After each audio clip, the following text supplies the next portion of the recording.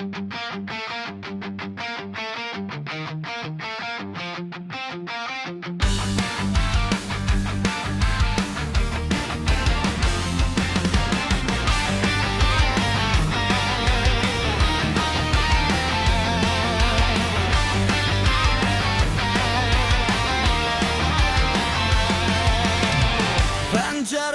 ışık var, mən hələ də buradayam. Sənin sükutun üstümdə, adını içimdə daşıyam.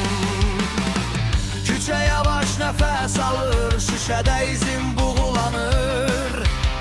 Bir baxışın qalır orada, gecə mənə daralır. Demə getdi hər şey, mən hələ gözləyirəm. Bu qapı açıq qaldı, sən gəl, yenə deyirəm.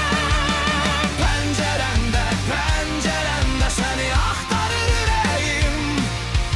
Pəncərəndə, pəncərəndə dönsən yenə gülərəm mən. Pəncərəndə, pəncərəndə adım düşür hər gecə. Pəncərəndə, pəncərəndə sən olmasan kim bilər.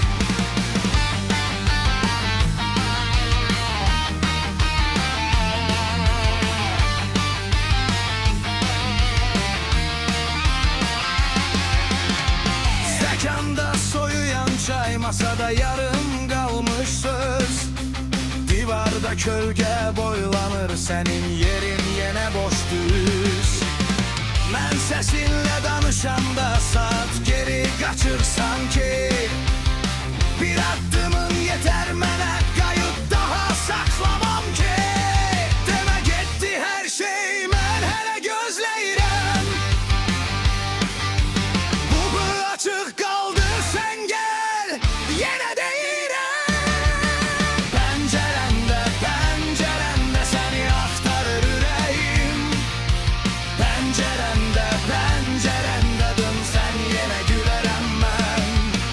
Pəncərəndə, pəncərəndə adım düşür hər gecə. Pəncərəndə, pəncərəndə sən olmasan kim bilər. Bir gün qayıdarsan bəlkə külək bu sirri gətirər.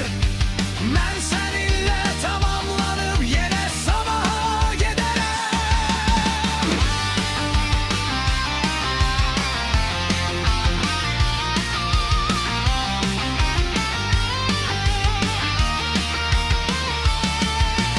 Pəncərəndə, pəncərəndə səni axtarır ürəyim. Pəncərəndə, pəncərəndə dönsən yenə gülərəm mən. Pəncərəndə, pəncərəndə adım düşür hər gecə.